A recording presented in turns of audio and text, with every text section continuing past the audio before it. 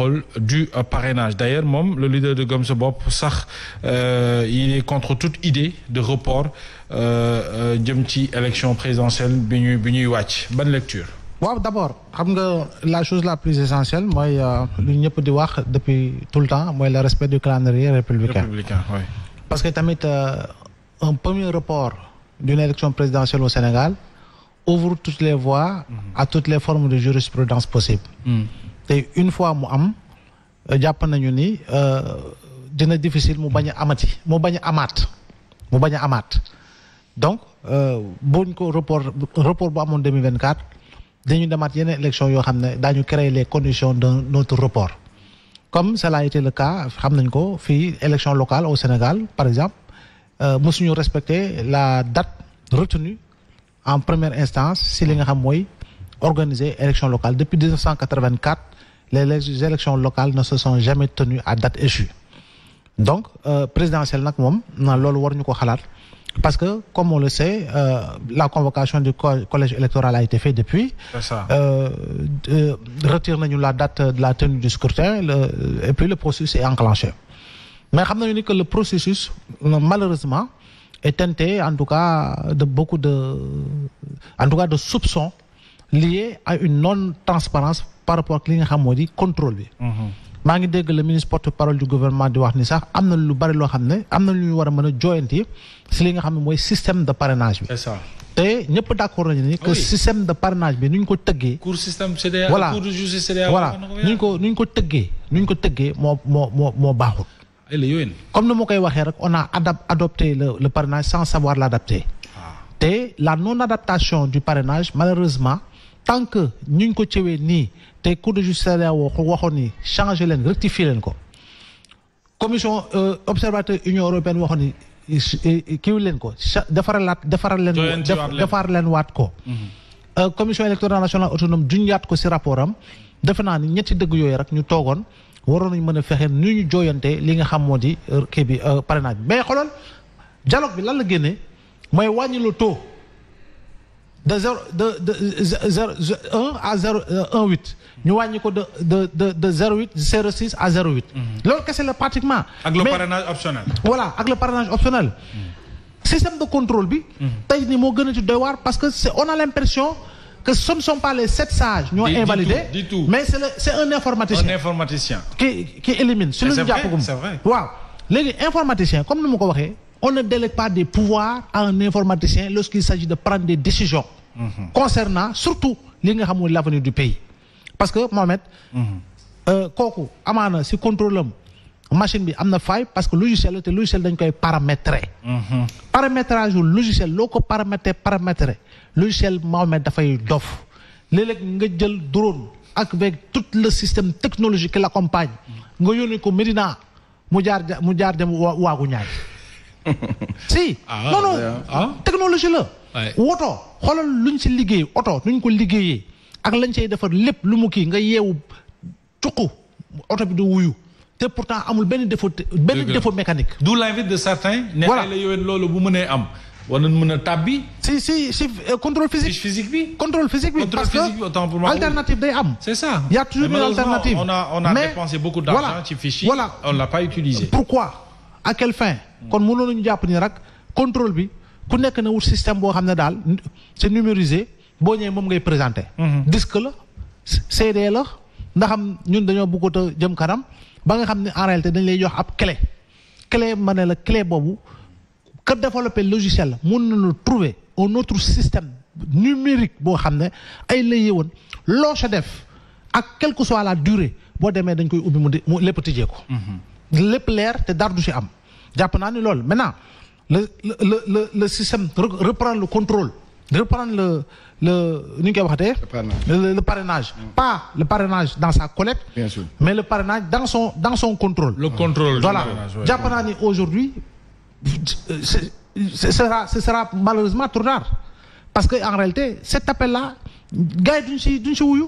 duñ ci wuyu en fait duñ ci tontu parce que aujourd'hui processus bi enclenché na ba ñuy seet sax nu ñuy éliminer ñenn ñi nga xam ne jàpp nañu admis nañu au parrainage ku si mel ni Bassirou Diomaye Faye avec le recours de Amadou Ba ku si mel ni Cheikh Ahmed Tidiane Dièye avec le recours de Amadou Ba ku si mel ni Thierno Alassane Sall avec son recours contre Karim Wade donc fu mu toll nii en réalité conseil constitutionnel li muy war a génne par rapport ñi dugal recours au-delà de ces recours ñenn si recalé yi ñu dugal ay recours dafa naa nag foofu le conseil constitutionnel di foofu la ñuy xaar conseil constitutionnel par rapport ak li nga xam ne taxawaay boo xam ne plus tard dans 5 ans dans 10 ans on reparlera encore de la décision du conseil constitutionnel mais le conseil constitutionnel Mohamed ne doit pas refuser de s'administrer sa propre jurisprudence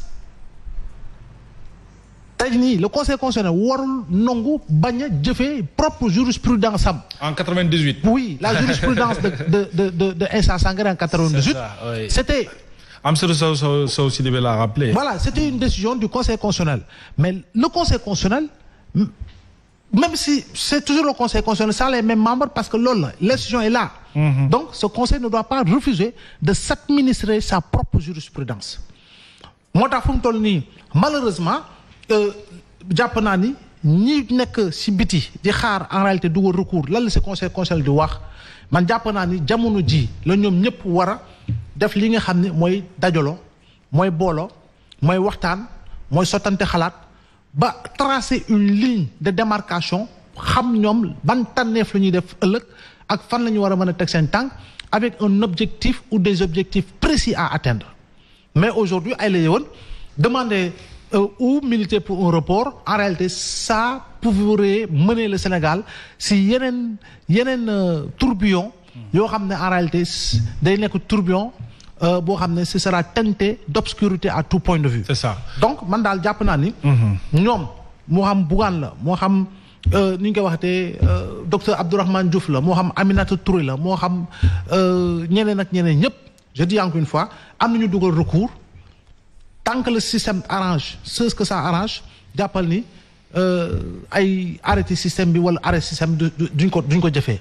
Donc ñoom seen wàllu bopp aujourd'hui ils ont le devoir s'ils partagent Mohamed les mêmes options non pas d'alternance mais plutôt d'alternative par rapport ak les discours portés s'ils portent les mêmes souhaits mooy en réalité dingi loo xam ne dafay nekk s'ils portent les mêmes souhaits maanaam gëm ni dañ leen spolier leur droit de participer à une élection présidentielle et d'aller briguer le suffrage des Sénégalais ñoom en réalité loolu nañ ko boole pour reverser ko kenn wala reverser ko ñaar si ñoo xam ne ñoom ñoo leen di tànnal en toute objectivité avec une réflexion pertinente pour effectivement ne nii lañ koy jëfee pour en réalité comme ñun xañ nañ ñu waaye nag dañuy bokk gu ñuy bokk nag mooy lëkkaloo gu ñuy lëkkaloo yaatal coalition bi nga xam ne moom la ñuy rejoindre wala ñaari coalition yu rejoindre yaatal ko nu mu gën a yaatoo ba pare nag battre campagne du début à la fin en allant dans le sens de rencontrer les Sénégalais et de leur vendre le projet bi nga xam ne moom la ñuy mujj bokk ak ki nga xam ne moom la ñuy tànn pour yegg ci cappaandaw. Bien ça Joseph sur la question muy lu jëm ci recours bu collectif bi def mais ñu ci bëri dañu foog ne recours bi collectif bi def c'est pour peut-être éventuellement demander un report de l'élection ce qui n'est pas le cas c'est un recours plutôt c'est une demande bi nga xam ne li ñu bëgg mooy ñu reprendre le contrôle du parrainage et c'est ce que Bougane Gueye Dany a rappelé te moom sax d'ailleurs wax na ne en une semaine avec le bon fichier il est très possible et probable ñu reprendre le contrôle du parrainage et éventuellement moom il est contre sax report élection présidentielle bi ñu jëm. Ouais, il a raison dans la mesure où ci taxawaayam foofu lay waxee c'est un leader.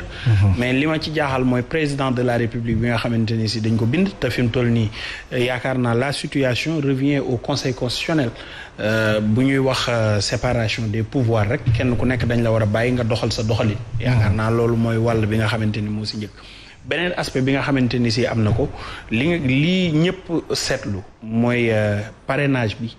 ni mu doxee daf ci am lu ci bare lu ci sooxee ñoom candidat yi nga xamante ni si recalé nañ leen gis nañu ni ñu ko doxalee baaxul ba ñu def seen coalition taxawaay bi ñu war a taxaw am ñoo xamante ni si jàll nañ parrainage bi waaye ñëw nañu actuellement bokk ci seen combat boobu c'est une bonne chose Abdoulaye li mu wax tamit lu wér la ci ñi nga xamante ne noonu la ñu war a taxawee ñoom pour xool ban coalition la ñuy dem ak ban leader la ñuy jàppale ak njeexital bi nga xamante ne moom lay am parce que fii nga xam ni fi lañ toll ci élection yi bu dee il y aura tenue des élections à la date prévue rek xamal ni le parrainage est derrière nous les candidats qui sont recalés ne vont pas revenir à une autre à un autre passage par rapport au parrainage du ci am beneen contrôle boo xamante ni si dañ ko ci def fi mu toll nii am na beneen combat boo xam ne enclenché nañ ko xaw ma c'est bien fait ou ils l'ont fait sciemment muy recours yi nga xam ni ñëw na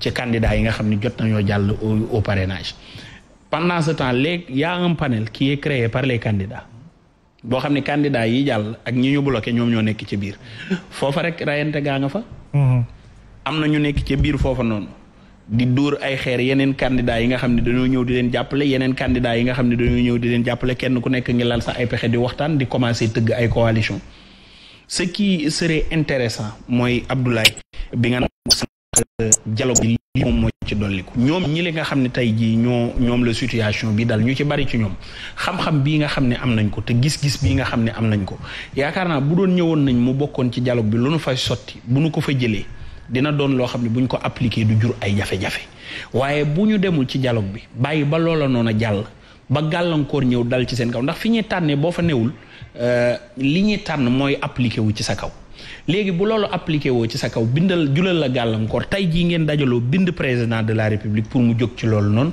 dafay mel ni